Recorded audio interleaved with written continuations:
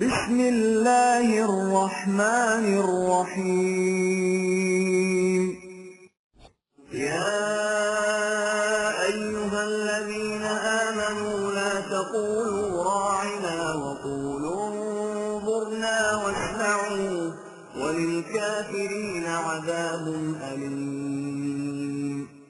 اے جماعت مومنی، اس مقام پر ایک اہم حقیقت کا سمجھ لینا ضروری ہے۔ تم نے دیکھا ہے کہ یہودیوں کی ذہنیت یہ تھی کہ وہ موسیٰ سے بار بار اس قسم کے مطالبے کرتے تھے کہ ہمارے لیے یہ مہیا کر دو تو ہم تمہاری بات مانیں گے۔ یہ روش زندگی غلط ہے۔ تم یہ نہ کرنا کہ اپنے نظام سے اس قسم کی سودے بازی شروع کر دو۔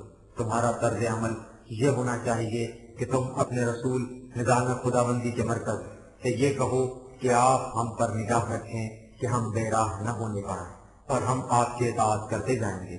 نیز باہمی گفتگو میں زبانی الفاظ استعمال نہیں کرنے چاہیے، نہ ہی بات کو توڑ مروڑ کر کرنا چاہیے۔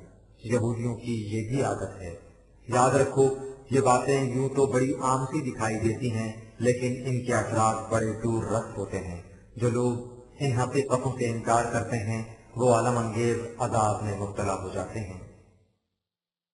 ما يود الذين كفروا من أهل الكتاب ولا المشركين أن ينزل عليكم من خير من ربكم والله يختص برحمته من يشاء والله ذو الفضل العظيم۔ ان اہل کتاب اور مشرکین عرب میں سے جو لوگ قرآن پر ایمان نہیں لاتے وہ اسے دیکھ ہی نہیں سکتے کہ تمہاری طرف خدا کی وحی آئے اور اس کی بنا پر تمہیں زندگی کی خوشگواریاں حاصل ہوں، لیکن اس میں ان کے چاہنے یا نہ چاہنے کا کیا سوال ہے؟ یہ سب کچھ خدا کے قانون مشیت کے مطابق ہوتا ہے۔ وہ جس فرد کو چاہتا ہے وحی کے لیے چن لیتا ہے اور پھر جو چاہے اس وحی کی خیر و برکت سے مستفید ہو سکتا ہے۔ اس کی نعمتوں کا دسترخوان ہر شخص کے لیے کھلا ہے، جو ہاتھ بڑھا کر اٹھانا چاہے اٹھا لے۔ ما ننسخ من آية أو ننسها نأت بخير منها أو مثلها ألم تعلم أن الله على كل شيء قدير۔ ان اہل کتاب کا ایک اعتراض یہ بھی ہے کہ جب خدا کی کتابیں پہلے سے موجود تھیں تو پھر ایک نئی کتاب قرآن کی ضرورت کیوں پڑ گئی؟ نیز یہ بھی کہ اگر یہ کتاب خدا ہی کی طرف سے ہے تو اس میں ایسے احکام کیوں ہیں جو خدا کی پہلی وحی تورات کے خلاف ہیں؟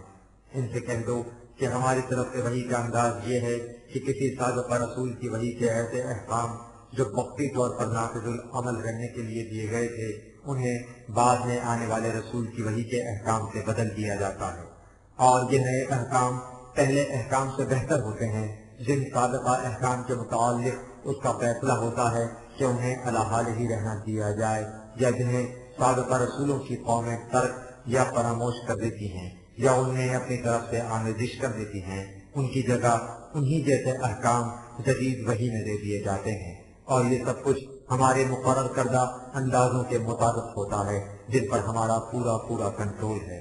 انہی اندازوں کے مطابق اب یہ آخری ذات حیات دیا گیا ہے جس میں تمام سابقہ سچائیاں آ گئی ہیں، جو ہر طرح سے مکمل ہے اور جو ہمیشہ محفوظ رہے گا۔ اس لیے یہ ضابطہ اب تمام سابقہ ضوابط کی جگہ لے لے گا اور ہمیشہ نافذ العمل رہے گا۔ ألم تعلم أن الله له ملك السماوات والأرض وما لكم من دون الله من ولي ولا نصير۔ ان سے کہو کہ اس بارے میں کوئی شخص خدا پر اعتراض نہیں کر سکتا کہ اس نے وحی کا انتظام ایسا کیوں رکھا ہے۔ کیا انہیں اس کا علم نہیں کہ کائنات کی پستیوں اور بلندیوں میں سب اقتدار اسی کا ہے؟ اس لیے وہی جانتا ہے کہ کون سا قانون کب نافذ کرنا چاہیے۔ ان سے کہہ دو کہ اس کے باوجود اگر تم اس ضابطۂ قوانین کی اطاعت سے انکار کرتے رہو گے تو تم خود دیکھ لو گے کہ کوئی دوسرا ضابطہ زندگی کی مشکلات دور کرنے میں تمہارا کارساز اور مددگار نہیں ہو سکے گا۔ أم تريدون أن تسألوا رسولكم كما سئل موسى من قبل ومن يتبدل الكفر بالإيمان فقد ضل سواء السبيل. اس سلسلے میں اے جماعت مومنین تم بھی ایک بنیادی حقیقت کو سمجھ لو، اور وہ یہ کہ جس قدر احکام و قوانین کا دیا جانا خدا کو مقصود ہے وہ سب از خود قرآن میں دے دیے جائیں گے، اور جن امور کے متعلق کچھ نہیں کہا جائے گا ان کے متعلق سمجھ لینا چاہیے کہ ایسا دانستہ کیا گیا ہے، خدا سے بھول نہیں ہو گئی، لہذا ان امور کے متعلق تم نے اپنے رسول سے اس قسم کے سوالات نہ شروع کر دینا جس قسم کے سوالات اس سے پہلے بنی اسرائیل اپنے رسول موسیٰ سے کیا کرتے تھے۔ اس قریب کا نتیجہ یہ ہوا کہ انہوں نے ایسی باتوں کو اپنے لیے غیر متبدل شریعت بنا لیا جن کا ہمیشہ کے لیے نبھانا مشکل تھا، آخر الامر انہیں ان سے انکار کرنا پڑا، تو تم نے بھی ایسا نہ کرنا۔ جو قوم بھی ایمان سے بہریاب ہو کر پھر کفر کی روش اختیار کر لے تو فلاح و بہبود کی راہ اس سے گم ہو جاتی ہے۔ وَدَّ كَثِيرٌ مِّنْ أَهْلِ الْكِتَابِ لَوْ يَرُدُّونَكُم مِّن بَعْدِ إِيمَانِكُمْ كُفَّارًا حَسَدًا مِّنْ عِندِ أَنفُسِهِم مِّن بَعْدِ مَا تَبَيَّنَ لَهُمُ الْحَقُّ فَاعْفُوا وَاصْفَحُوا حَتَّى يَأْتِيَ اللَّهُ بِأَمْرِهِ إِنَّ اللَّهَ عَلَى كُلِّ شَيْءٍ قَدِيرٌ۔ ان اہل کتاب میں سے اکثر چاہتے ہی یہ ہیں کہ تمہارے اس ایمان کے بعد تمہیں پھر کفر کی طرف لوٹا دیں، یہ اس لیے نہیں کہ حقیقت ان پر واضح نہیں ہوئی، حقیقت تو ان کے سامنے نکھر کر آ چکی ہے، لیکن یہ اپنے قومی تعصب کی بنا پر اس دین کو اختیار کرنے کے لیے تیار نہیں، اور نہ ہی یہ دیکھ سکتے ہیں کہ اس نظام زندگی کی برکات سے تم فیضیاب ہو۔ اب سوال یہ ہے کہ اس کا علاج کیا ہے؟ تم ابھی اپنے نظام کے ابتدائی دور سے گزر رہے ہو، اس لیے ان سے الجھ کر اپنا وقت اور توانائی ضائع مت کرو، اس وقت تک کہ فیصلہ کن انقلاب کا مسئلہ سامنے نہ آ جائے۔ تم ان سے اعراض برتو اور ان کا خیال کیے بغیر اپنے پروگرام کی تکمیل میں آگے بڑھتے جاؤ، اور جو کچھ یہ کہتے ہیں اس سے درگزر کرو۔ خدا ہر بات کے اندازے سے واقف ہے اور حالات پر پورا کنٹرول رکھتا ہے، اس لیے وہ جانتا ہے کہ کس موقع پر کون سی روش اختیار کرنی چاہیے۔ وَأَقِيمُوا الصَّلَاةَ وَآتُوا الزَّكَاةَ وَمَا تُقَدِّمُوا لِأَنفُسِكُم مِّنْ خَيْرٍ تَجِدُوهُ عِندَ اللَّهِ إِنَّ اللَّهَ بِمَا تَعْمَلُونَ بَصِيرٌ۔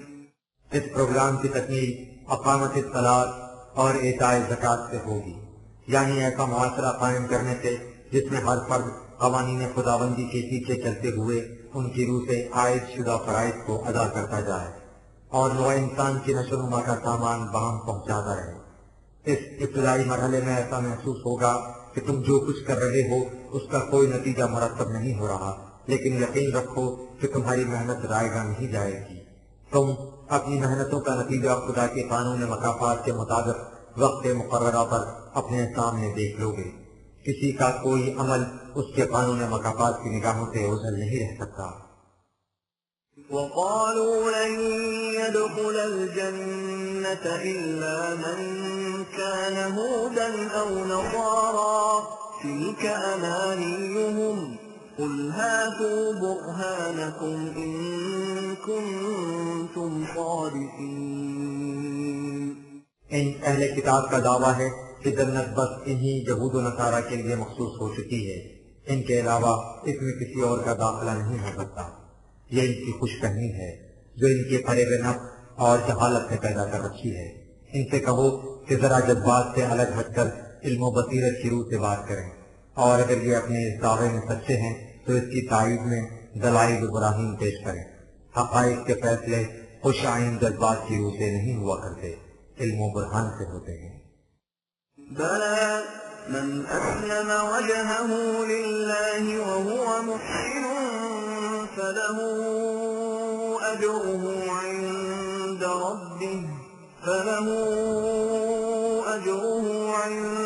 ربه ولا خوف عليهم ولا هم يحزنون. اور علم و برہان کا فیصلہ یہ ہے کہ زندگی کی خوشگواریاں اور کامرانیاں قومی گروہ بندیوں اور دل خوش کن آرزوؤں سے وابستہ نہیں. ان کے لیے ایک ابدی اور غیر متبدل قانون ہے، اور وہ قانون یہ ہے کہ جس کسی نے بھی اپنے آپ کو قوانین خداوندی کے سامنے جھکا دیا، جس نے اپنا رخ اس منزل کی طرف کر لیا جو اللہ نے انسانوں کے لیے مقرر کی ہے، اور اس کے بعد افراط و تفریط کو چھوڑ کر اس نے کارانہ انداز سے قرآن کے مطابق زندگی بسر کی، تو اس کے اس ایمان و عمل کا نتیجہ خدا کے قانون مکافات کے مطابق اسے مل جائے گا. ایسے لوگوں کی نشانی یہ ہوگی کہ ان کے لیے کسی قسم کا خوف و خطر ہوگا اور نہ ہی افسردگی اور غمگین. وقالت اليهود ليست النصارى على شيء وقالت النصارى ليست اليهود على شيء وهم يتلون الكتاب كذلك قال الذين لا يعلمون مثل قولهم فالله يحكم بينهم يوم القيامة فيما كانوا فيه يختلفون. حق کی مخالفت کرنے والوں کی حالت بھی عجیب ہوتی ہے. ان کے باہمی اختلافات صاف کتنے ہی شدید کیوں نہ ہوں، دین خداوندی کی مخالفت میں یہ سب متحدہ محاذ بنا لیتے ہیں. یہی کیفیت ان یہود و نصارہ کی ہے. تمہاری مخالفت میں یہ سب ایک ہو جاتے ہیں، لیکن باہمی اختلافات کا یہ عالم ہے کہ یہودی عیسائیوں کے متعلق کہتے ہیں کہ ان کا مذہب کچھ نہیں، عیسائی یہودیوں کے متعلق کہتے ہیں کہ وہ سچائی پر نہیں، اور لطف یہ کہ دونوں اس کے مدعی ہیں کہ وہ اس کتاب کی پیروی کرتے ہیں جس کا سرچشمہ ایک ہے، یعنی عہد نامہ عتیق و جدید. یہی حالت ان مشرکین عرب کی ہے جنہیں کتاب وغیرہ کا کوئی علم نہیں. وہ بھی اپنے معتقدات کو حق پر مبنی قرار دیتے ہیں اور دوسروں کی مخالفت کرتے ہیں. پارٹی بازی کا یہ لازمی نتیجہ ہوتا ہے. ان کے یہ اختلاف جو خدا کا عذاب ہے اس وقت تک نہیں مٹ سکتے جب تک قرآن کی روح سے انسانی معاشرے میں انقلاب عظیم واقع نہیں ہو جاتا. اس وقت عالمگیر انسانیت اور وحدت اقتدار و قانون کا تصور غالب آ جائے گا اور یوں اختلافات مٹ جائیں گے، یا پھر مرنے کے بعد ہر ایک کو معلوم ہو جائے گا کہ وہ حق پر تھا یا باطل پر. ومن أظلم ممن منع مساجد الله أن يذكر فيها اسمه وسعى في خرابها أولئك ما كان لهم أن يدخلوها إلا خائفين لهم في الدنيا خزي ولهم في الآخرة عذاب عظيم. قرآن کے اس انقلاب آفرین نظام کی بنیاد مومنین کی جماعت کے ہاتھوں رکھی جا رہی ہے، اور وہ اس کی ابتدا اس مقام سے کر رہی ہے جہاں صرف خدا کے قانون کے سامنے جھکنے کی تعلیم دی جاتی ہے. یہی مقامات مساجد ان کے نظام کے مراکز ہیں. ان مراکز کی آبادی صرف اس جماعت کے ہاتھوں سے ہوگی، نہ کہ ان ہاتھوں سے جو خدا کے قانون کے ساتھ انسانوں کے خود ساختہ قوانین بھی شامل کر لیں، یا جو جماعت میں تفریق پیدا کرنے کا موجب بنے. اب سوچو کہ ان لوگوں سے زیادہ سرکش اور انسانیت کا دشمن اور کون ہو سکتا ہے جو اس نظام کی تقریب کے لیے کوشاں ہو اور ہر قسم کی رکاوٹیں ڈالیں کہ دین کے ان مراکز میں خالص قانون خداوندی کا چرچا نہ ہونے پائے. انہیں چاہیے تھا کہ ان مراکز کی طرف آتے تو سرکشی کے جذبات لیے ہوئے نہیں، بلکہ اپنی تقریبی کارروائیوں کے تباہ کن نتائج سے ڈرتے ہوئے آتے. بہرحال ان کی موجودہ روش کا نتیجہ یہ ہوگا کہ انہیں دنیاوی زندگی میں ذلت و رسوائی نصیب ہوگی اور آخرت کی زندگی میں تباہی و بربادی. وَلِلَّهِ الْمَشْرِقُ وَالْمَغْرِبُ فَأَيْنَمَا تُوَلُّوا فَثَمَّ وَجْهُ اللَّهِ إِنَّ اللَّهَ وَاسِعٌ عَلِيمٌ. انہیں سمجھ لینا چاہیے کہ یہ لوگ اگر اس نظام کو اس مقام مکے میں سرزد قائم بھی نہ ہونے دیں گے جسے ہم نے انسانیت کا پہلا گھر کہہ کر پکارا ہے، تو اس سے اس نظام کا کچھ نہیں بگڑے گا. یہ نظام کسی خاص مقام کے ساتھ وابستہ نہیں، یہ اس خدا کا نظام ہے جو جہت اور سن اور زمان و مکان کی نسبتوں سے بلند ہے، وہ کائنات کی تمام کہنائیوں پر چھایا ہوا ہے۔ اس لیے اے جماعت مومنین، تم جہاں بھی اس کی طرف متوجہ ہوگے اس کی طرف لے جانے والا راستہ تمہارے سامنے ہوگا۔ خدا کا نظام بڑی وسعتوں کا مالک اور سرپاپا علم و بصیرت پر مبنی ہے۔ وقالوا اتخذ الله ولدا سبحانه بل له ما في السماوات والأرض كل له قانتون۔ یہودیوں سے ہٹ کر ذرا ان عیسائیوں سے پوچھو کہ تم کس منہ سے خدا پر ایمان کے مدعی بنتے ہو، جبکہ خدا کے متعلق تمہارا تصور اس قدر پست ہے کہ تم کہتے ہو کہ اس کا ایک بیٹا بھی ہے۔ تم نے اس طرح خدا کو انسانوں کی سطح پر لا کر رکھ دیا، وہ اس سطح سے بہت اونچا اور اس تصور سے بہت دور ہے۔ کائنات کی پستیوں اور بلندیوں میں جو کچھ ہے وہ سب اس کے مقرر کردہ پروگرام کی تکمیل کے لیے وجود میں لایا گیا ہے، اور سب اس کے قوانین کے اطاعت گزار ہیں، اس لیے وہ انسانوں کی طرح بیٹوں کا محتاج نہیں۔ بديع السماوات والأرض وإذا قضى أمرا فإنما يقول له كن فيكون۔ تمہارا محدود ذہن تمہیں یہی بتا سکا ہے کہ خدا کا طریقہ آفرینش کی تولید کا ہے، یعنی وہ طریق جس کی روح سے ایک باپ کے ہاں بیٹا پیدا ہوتا ہے، حالانکہ خدا وہ ہے جو ساری کائنات کو پہلی مرتبہ عدم سے وجود میں لایا ہے۔ اس کا انداز تخلیق یہ ہے کہ وہ جب کسی چیز کے پیدا کرنے کا فیصلہ کر لیتا ہے تو اس کے ساتھ ہی اس شے کی تخلیق کا آغاز ہو جاتا ہے۔ ایسی قوتوں کے مالک خدا کو بیٹے کی کیا احتیاج ہے؟ وقال الذين لا يعلمون لولا يكلمنا الله أو تأتينا آية كذلك قال الذين من قبلهم مثل قولهم تشابهت قلوبهم قد بينا الآيات لقوم يوقنون۔ ان میں سے بعض لوگ یہ بھی کہتے ہیں کہ خدا کو اگر ہماری رہنمائی مقصود ہے تو وہ ہم سے براہ راست باتیں کیوں نہیں کرتا، یا کوئی ایسی محسوس نشانی ہمارے سامنے کیوں نہیں لے آتا جس سے ہم پہچان لیں کہ یہ واقعی خدا کی طرف سے وحی ہے۔ ان کی یہ باتیں وحی کی ماہیت سے لا علمی پر مبنی ہیں اور پہلی مرتبہ نہیں کہی گئیں، ان سے پہلے بھی اس قسم کی ذہنیت رکھنے والے لوگ یہی کچھ کہا کرتے تھے۔ انہیں کون بتائے کہ ہماری کتنی نشانیاں ان کے سامنے نمایاں طور پر موجود ہیں، لیکن یہ نشانیاں انہی کو نظر آ سکتی ہیں جو علم و بصیرت سے کام لے کر اعتراف حقیقت کے لیے آمادہ ہوں۔ اگر یہ عقل و فکر سے کام لیتے تو یہ حقیقت ان کے سمجھ میں آ جاتی کہ صاحب اختیار و ارادہ مخلوق یعنی انسانوں کی رہنمائی کے لیے طریقہ یہ ہے کہ خدا اپنی باتیں کسی ایک شخص رسول کی وساطت سے انسانوں تک پہنچاتا ہے اور اسے پھر انسانوں پر چھوڑ دیتا ہے کہ وہ جی چاہے تو اس رہنمائی کو قبول کر لیں اور جی چاہے تو اس سے انکار کر دیں۔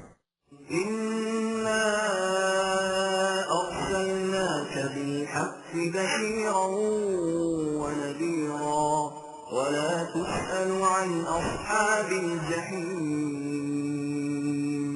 یہی وہ اصول ہے جس کے مطابق ہم نے اے رسول تجھے حق کے ساتھ انسانوں کی رہنمائی کے لیے بھیجا ہے، تاکہ تو لوگوں کو بتا دے کہ خدا کی وحی کے مطابق زندگی بسر کرنے کا نتیجہ کس قدر خوشگوار ہوگا اور اس کی خلاف ورزی سے کس طرح ہلاکت اور تباہی آ جائے گی۔ تو ان تک یہ پیغام پہنچا دے اور پھر انہیں ان کے حال پر چھوڑ دے کہ جس کا جی چاہے اس سے انکار کر دے، جو انکار کرے گا وہ تباہ و برباد ہو جائے گا اور اس کی ہلاکت کی ذمہ داری تمہارے سر پر نہیں ہوگی۔ تمہارا فریضہ اس پیغام کو لوگوں تک پہنچا دینا ہے۔ وَلَن تَرْضَىٰ عَنكَ الْيَهُودُ وَلَا النَّصَارَىٰ حَتَّىٰ تَتَّبِعَ مِلَّتَهُمْ قُلْ إِنَّ هُدَى اللَّهِ هُوَ الْهُدَىٰ وَلَئِنِ اتَّبَعْتَ أَهْوَاءَهُم بَعْدَ الَّذِي جَاءَكَ مِنَ الْعِلْمِ مَا لَكَ مِنَ اللَّهِ مِن وَلِيٍّ وَلَا نَصِيرٍ۔ اصل یہ ہے کہ یہ یہود و نصارہ اس قسم کی باتیں حق کی جستجو کے لیے نہیں کر رہے. انہوں نے تو پہلے ہی فیصلہ کر رکھا ہے کہ تم جس راستے پر چل رہے ہو کہ اسے کبھی اختیار نہیں کریں گے.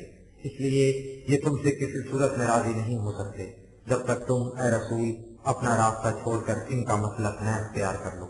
ان سے کہہ دو کہ سوال میرے راستے یا تمہارے راستے کا نہیں، راستہ وہی صحیح ہو سکتا ہے جس کی طرف خدا کی وہی رہنمائی کرے، اور وہ وہی اپنی اصل شکل میں تمہارے پاس نہیں، قرآن کے اندر ہے.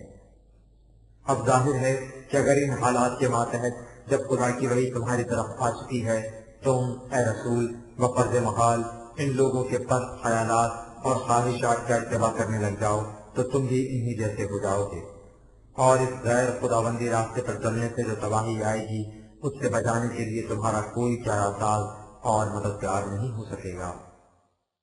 الذين آتيناهم الكتاب يتلونه حق تلاوته أولئك يؤمنون به ومن يكفر به فأولئك هم الخاسرون. تمہاری جماعت کے لوگ جنہیں ہم نے یہ ضابطۂ قوانین قرآن دیا ہے اس کا پورا اتباع کرتے ہیں، یہی خدا کے مقرر کردہ معیار کے مطابق سچے مومن ہیں. ان کے برعکس جو لوگ اس کی صداقتوں سے انکار کرتے ہیں وہ یہود و نصارہ ہوں یا مشرکین عرب، تو ایسے لوگ تباہ و برباد ہو کر رہیں گے. يا بني إسرائيل اذكروا نعمتي التي أنعمت عليكم وأني فضلتكم على العالمين.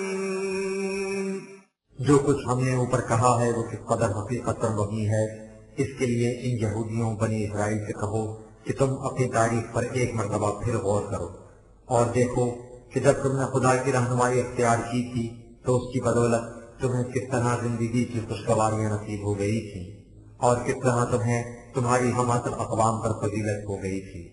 واتقوا يوما لا تجزي نفس عن نفس شيئا ولا يقبل منها عدل ولا تنفعها شفاعة ولا هم ينصرون. لیکن جیسا کہ ہم پہلے بھی بتا چکے ہیں اس ضابطۂ ہدایت کو چھوڑ دینے سے دنیا بھر کی خرابیاں تمہارے اندر پیدا ہو گئیں. تم میں نہ آئین و قوانین کا احترام باقی رہا اور نہ ہی عدل و انصاف کا کوئی خیال. لیکن اب یہ دھاندلی زیادہ دیر تک نہیں چل سکتی. اب وہ دور آنے والا ہے جس میں کوئی شخص کسی دوسرے کے جرم کا ذرا سا بوجھ بھی نہیں بٹا سکے گا. ہر ایک کو اپنے کیے کی سزا خود بھگتنی پڑے گی. نہ ہی کسی کی سفارش کسی کے کام آ سکے گی، نہ ہی کسی سے اس کے جرم کے عوض کچھ رشوت وغیرہ لے کر اسے چھوڑ دیا جائے گا، اور نہ ہی کوئی کسی مجرم کی مدد کو پہنچ سکے گا. یہ اس دنیا میں بھی ہوگا جب قرآن کا نظام عدل قائم ہوگا، اور آخرت میں بھی جب ظہور نتائج کا وقت آئے گا. وَإِذِ ابْتَلَىٰ إِبْرَاهِيمَ رَبُّهُ بِكَلِمَاتٍ فَأَتَمَّهُنَّ قَالَ إِنِّي جَاعِلُكَ لِلنَّاسِ إِمَامًا قَالَ وَمِن ذُرِّيَّتِي قَالَ لَا يَنَالُ عَهْدِ الظَّالِمِينَ. اس میں شبہ نہیں کہ اس قسم کے نظام حق و صداقت کی اقامت لیے کھڑے ہونے میں بڑی ہمت اور استقامت کی ضرورت ہوتی ہے، لیکن تاریخ اس پر شاہد ہے کہ جو اس ہمت اور استقامت کے ساتھ کھڑا ہو جائے اسے کس قدر مقام بلند نصیب ہو جاتا ہے. تمہیں اپنے مورث اعلیٰ ابراہیم کے قواعد حیات کا تو علم ہی ہے. اسے مملکت کی بلند ترین پیشواریت کا منصب وراثت میں مل سکتا تھا، لیکن اس نے اسے پائے استحقار سے ٹھکرا دیا اور نظام خداوندی کی اقامت کے لیے پورے عزم و استقلال کے ساتھ کھڑا ہو گیا. اس کے بعد اسے کتنے ہی صبر آزما اور جان کتل مراحل سے گزرنا پڑا، لیکن یہ تمام مراحل اس کی نمود ذات کے مواقع بن گئے. وہ ان سب میں پورا اترا اور اس طرح اس نے ثابت کر دیا کہ اس کی صلاحیتوں کی کس قدر نشوونما ہو چکی ہے. اس کا نتیجہ کیا ہوا؟ وہ نوع انسان کی امامت لیڈرشپ کا مستحق قرار پا گیا اور اس کا مطلب انسانی معاشرے کی چیز اور ٹیر سے پرکھنے کا معیار بن گیا۔ یہ سب ابراہیم کی صحیح عمل کا نتیجہ تھا، لیکن تم ہو کہ محض اولاد ابراہیم ہونے کی بنا پر اپنے آپ کو نوع انسان کی امامت کا مستحق سمجھ بیٹھے ہو، حالانکہ اس حقیقت کو اسی وقت واضح کر دیا گیا تھا کہ اولاد ابراہیم میں سے بھی جو اس راستے سے ہٹ کر ظلم اور سرکشی کی راہ اختیار کر لے گا تو وہ مقام بلند اس سے چھین لیا جائے گا۔ چنانچہ جب تم نے اس مسلک کو چھوڑ دیا تو وہ امامت بھی تم سے چھن گئی۔ وَإِذْ جَعَلْنَا الْبَيْتَ مَثَابَةً لِلنَّاسِ وَأَمْنًا وَاتَّخِذُوا مِن مَّقَامِ إِبْرَاهِيمَ مُصَلًّى وَعَهِدْنَا إِلَىٰ إِبْرَاهِيمَ وَإِسْمَاعِيلَ أَن طَهِّرَا بَيْتِيَ لِلطَّائِفِينَ وَالْعَاكِفِينَ وَالرُّكَّعِ السُّجُودِ۔ ابراہیم کا قائم کردہ یہی وہ نظام تھا جس کا مرکز کعبہ قرار دیا گیا تھا، تاکہ تمام لوگ انسان اپنے اختلافات دور کر کے ایک نقطے پر جمع ہو جائے اور اس طرح ہر قسم کے خطرات سے جو گروہ بندیوں اور قومیت پرستی کا لازمی نتیجہ ہوتے ہیں محفوظ و معمون ہو جائے۔ یہی وہ مرکز ہے جس پر نوع انسان میں آخر الامر جمع ہونا ہے، اسی سے انسانیت اپنے پاؤں پر کھڑی ہونے کے قابل ہو سکے گی۔ اگر تم بھی مقام ابراہیمی کو حاصل کرنا چاہتے ہو تو اس کے مسلک و منہاج کے پیچھے پیچھے چلو۔ ہم نے معماران حرم ابراہیم و اسماعیل سے تاکید کی تھی کہ وہ اس مقام کو عالمگیر نظام انسانیت کا مرکز بنائیں اور اسے انسانوں کے خود ساختہ تصورات و معتقدات سے پاک و صاف رکھ کر اس سماج کی تنظیم و تربیت کے لیے مخصوص کر دیں جس کا شیوہ زندگی یہ ہے کہ وہ قوانین خداوندی کے سامنے جھک کر اور ان کی پوری اطاعت کر کے ایسی پوزیشن اختیار کر لے کہ وہ تمام اقوام عالم کے نگران و پاسبان ہو، ان کے الجھے ہوئے معاملات کو سنوارے اور ان کے بکھرے ہوئے شرادے کو مجتمع کرے۔ وَإِذْ قَالَ إِبْرَاهِيمُ رَبِّ اجْعَلْ هَٰذَا بَلَدًا آمِنًا وَارْزُقْ أَهْلَهُ مِنَ الثَّمَرَاتِ مَنْ آمَنَ مِنْهُم بِاللَّهِ وَالْيَوْمِ الْآخِرِ قَالَ وَمَن كَفَرَ فَأُمَتِّعُهُ قَلِيلًا ثُمَّ أَضْطَرُّهُ إِلَىٰ عَذَابِ النَّارِ وَبِئْسَ الْمَصِيرُ۔ ابراہیم نے اس مرکزیت کی بنیاد رکھ دی اور خدا سے التجا کی کہ اے وہ جو تمام کائنات کے نشو و نما کا سامان بہم پہنچانے والا ہے، تو ایسا کر دے کہ یہ مقام ساری دنیا کے ستائے ہوئے انسانوں کے لیے امن اور پناہ کی جگہ بن جائے، اور ان میں سے جو لوگ تیرے قوانین کی صداقتوں پر یقین اور مستقبل کی زندگی پر ایمان رکھیں، خواہ وہ کہیں کے رہنے والے بھی کیوں نہ ہوں، انہیں زندگی کی آسائشیں اور سامان زیست کی فراوانی عطا کر دے۔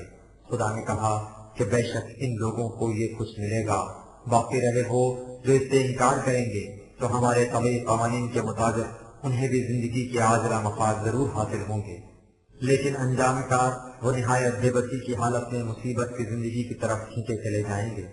کس قدر سوختہ بد ہے وہ قوم جس کا مال یہ ہو۔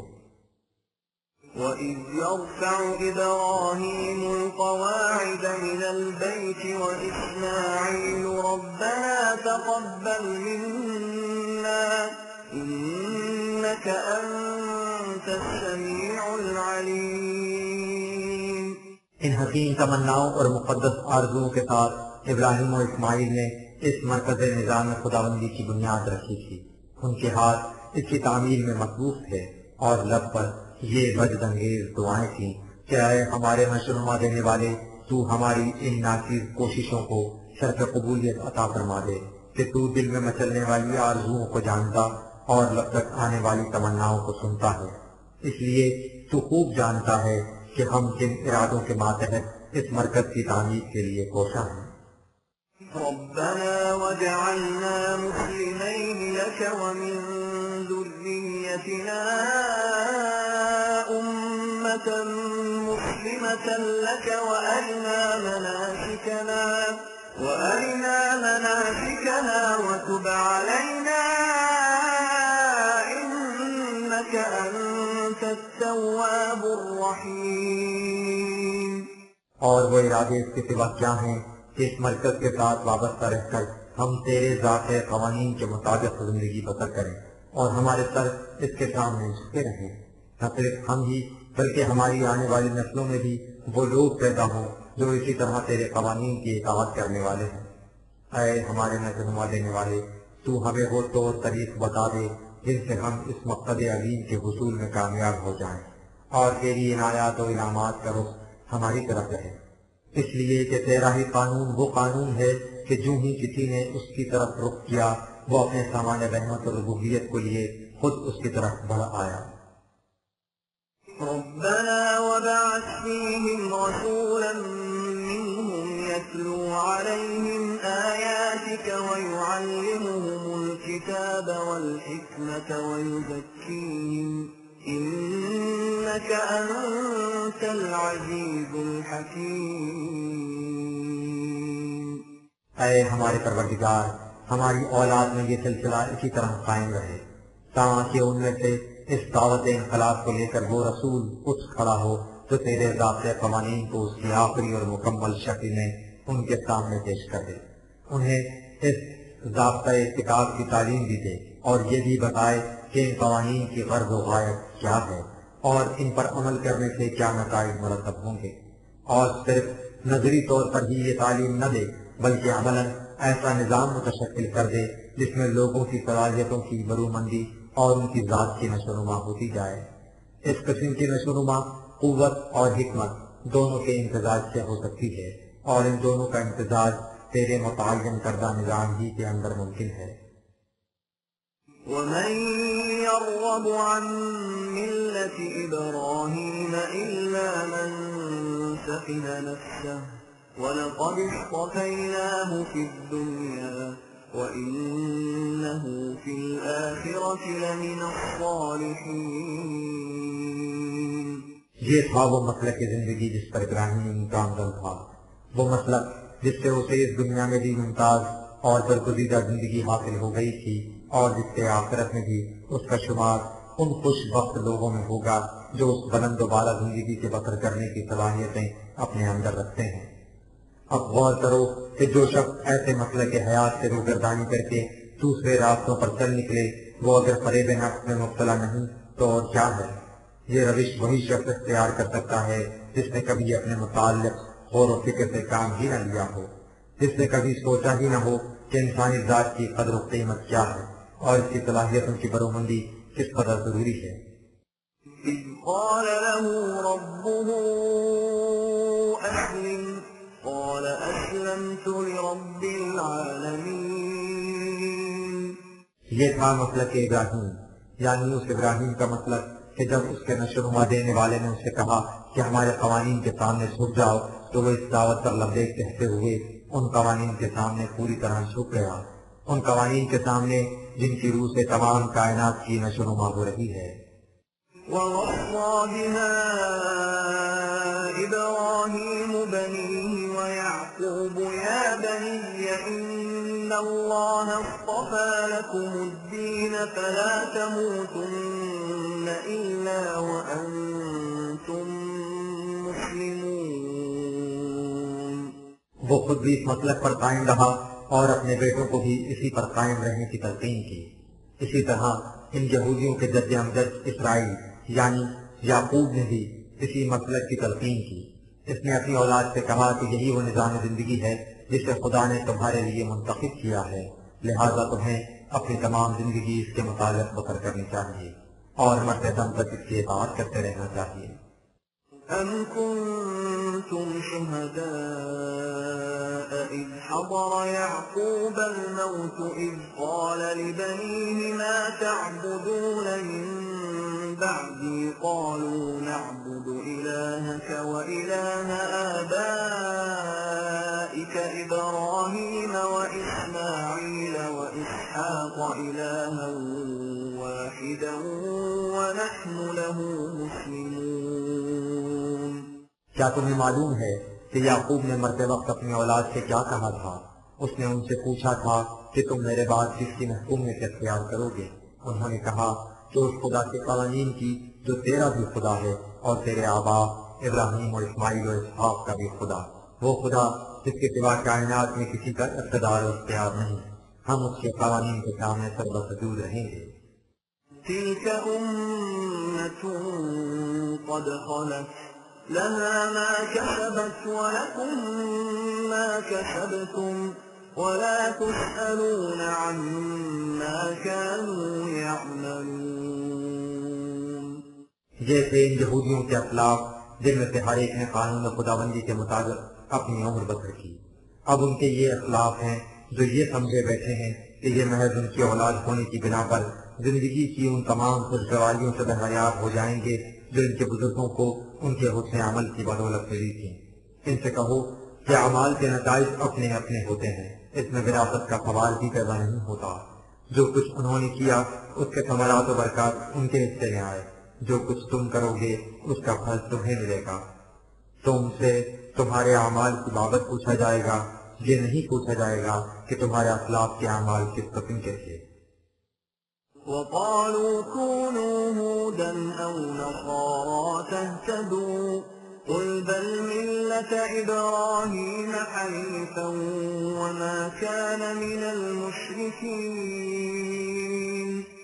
یہ کہتے ہیں کہ تمہیں ہدایت کی راہ اسی صورت میں مل سکتی ہے کہ تم موجودہ یہودیوں یا عیسائیوں کا مسلک اختیار کرو۔ ان سے کہو کہ تم مسلک ابراہیمی کی طرف دعوت کیوں نہیں دیتے؟ ابراہیم نہ یہودی تھا نہ عیسائی، وہ خالص دین خداوندی کا متبع تھا اور اس میں کسی غیر خدائی تصور کو شریک نہیں کرتا تھا۔ اس کے برعکس تم ہو کہ تم نے کہیں انسانوں کی خود ساختہ شریعت کو احکام خداوندی قرار دے رکھا ہے اور کہیں خدا کے رسول کو خود خدا بنا دیا ہے۔ قولوا آمنا بالله وما أنزل إلينا وما أنزل إلى إبراهيم وإسماعيل وإسحاق ويعقوب والأسباط وما أوتي موسى وعيسى وما أوتي النبيون من ربهم لا نفرق بين أحد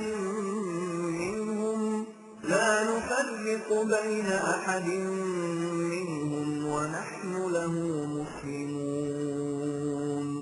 ان سے کہو کہ آؤ تمہیں بتائیں کہ وہ کون سا مسلک ہے جسے اختیار کر کے ہم تمہاری خود ساختہ گروہ بندی اور نسل پرستی سے بلند ہو چکے ہیں۔ وہ مسلک یہ ہے کہ ہم اللہ پر ایمان رکھتے ہیں اور اس ذات کا حیات پر ایمان رکھتے ہیں جو اس نے اس رسول کے ذریعے ہماری طرف بھیجا ہے۔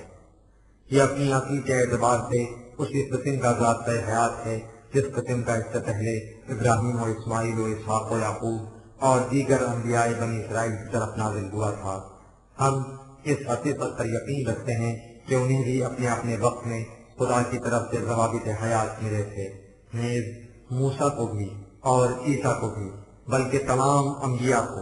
ہم ان تمام انبیاء کو ایک ہی سلسلے کی کڑیاں سمجھتے ہیں اور نبی ہونے کی جہت سے ان میں سے کسی کو ایک دوسرے سے الگ نہیں کرتے۔ یہ ہے وہ مسلک جس کی روح سے ہم خالص قوانین خداوندی کی اطاعت کرتے ہیں۔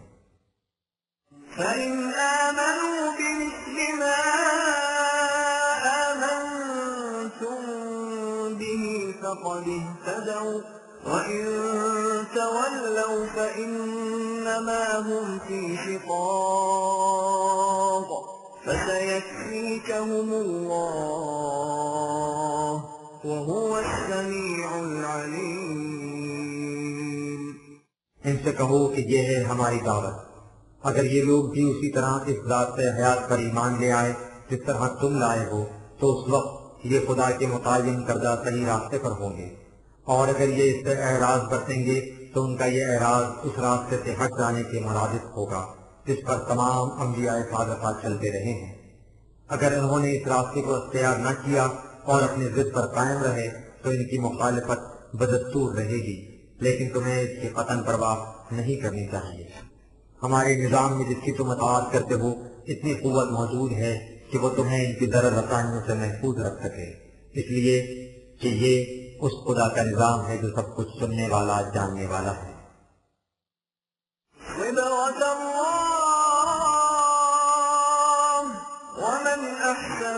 الله صبرة ونحن له عابدون. ان نصارہ سے کہو کہ نجات و سعادت رنگ چھڑکنے سے حاصل نہیں ہوتی، یہ قانون خداوندی سے یک رنگ و ہم آہنگ ہونے سے حاصل ہوتی ہے۔ اس رنگ سے زیادہ حسین رنگ اور کون سا ہو سکتا ہے؟ ان سے کہو کہ ہم نے اپنے لیے یہی رنگ تجویز کیا ہے، یعنی ہم نے خالص قانون خداوندی کی اطاعت اختیار کی ہے، اس کے سوا ہم کسی کی محکومیت کو تسلیم نہیں کرتے۔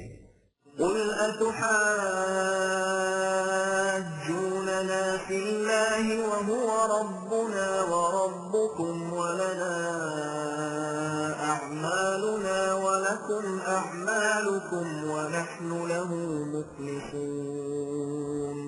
یہ کہیں گے کہ جب ہم پہلے ہی خدا کو مانتے ہیں تو پھر تم ہمیں خدا پر ایمان لانے کی دعوت کیوں دیتے ہو؟ ان سے کہو کہ آؤ ہم بتائیں کہ تمہارے خدا کے ماننے اور ہمارے ماننے میں کیا فرق ہے۔ تم اس خدا کو مانتے ہو جس کی رحمت صرف بنی اسرائیل کی کھوئی ہوئی بھیڑوں تک محدود ہے، اور ہم اس خدا کو مانتے ہیں جس کی ربوبیت ہمارے، تمہارے اور تمام نوع انسان کے لیے عام ہے۔ تم اس خدا کو مانتے ہو جو کسی انسان مسیح کی جان کا کفارہ لے کر دوسروں کے گناہوں کو بخش دیتا ہے، اور ہم اس خدا کو مانتے ہیں جس کے قانون مکافات کے مطابق ہر ایک کو اس کے اعمال کا نتیجہ بھگتنا پڑتا ہے۔ اس میں نہ کسی کی سفارش کام دیتی ہے، نہ کفارہ اور فدیے کا سوال پیدا ہوتا ہے۔